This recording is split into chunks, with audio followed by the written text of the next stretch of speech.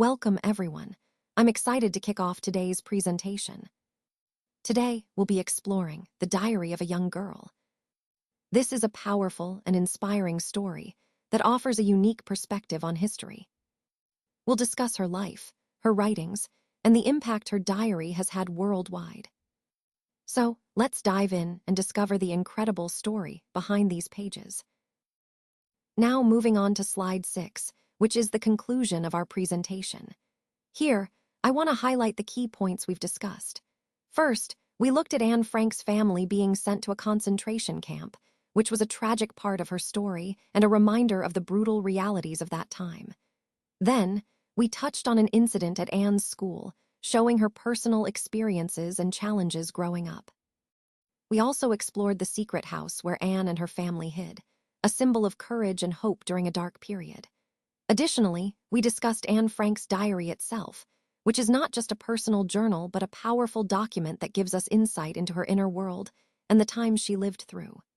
Altogether, these points connect to the broader theme of resilience, the importance of remembering history, and how Anne's story continues to inspire us today.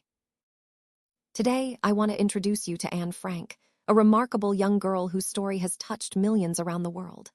She was born on June 12, 1929, in Frankfurt, Germany, a city known for its rich culture and history. Anne was an ordinary German Jewish girl, just like many others, but her life took a very extraordinary turn.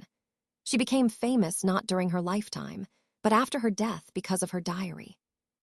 Her writings give us a personal glimpse into her thoughts, hopes, and fears during a very difficult time in history.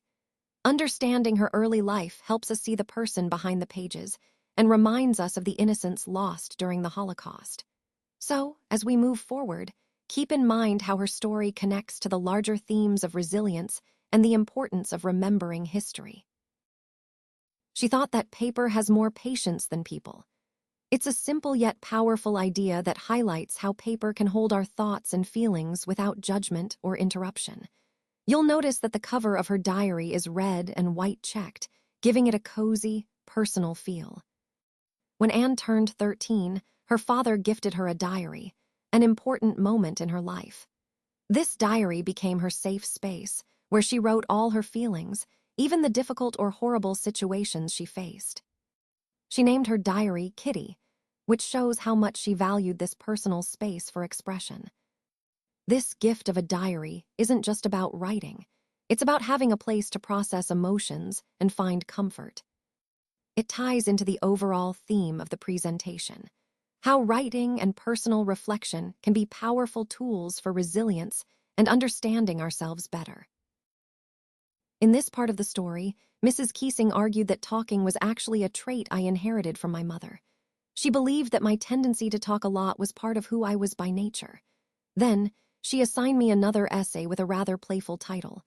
"Quack, quack, quack," said Mistress Chatterbox. For this essay, I wrote a poem about a father swan who had bitten his duckling to death because they quacked too much. This story seemed to make Mrs. Keesing realize that I couldn't help but talk, and after that, she never tried to stop me from talking in class again. Later, she assigned me a second essay called An Incorrigible Chatterbox, which was pretty fitting. I talked so much that one day, Mrs. Keesing gave me extra homework, an essay on the topic chatterbox.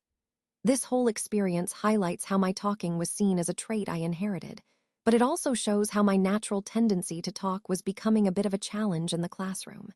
It's a funny example of how I was perceived and how my personality was starting to shape my school life. The annex door was cleverly hidden behind a bookshelf, which was a key part of making sure the secret annex remained safe and undiscovered. This was a vital security measure, because if the Nazis had found out about it, the people hiding there would have been in great danger. The secret annex itself was a small house, specially used by Jews to hide during the Holocaust, a time of great danger and persecution.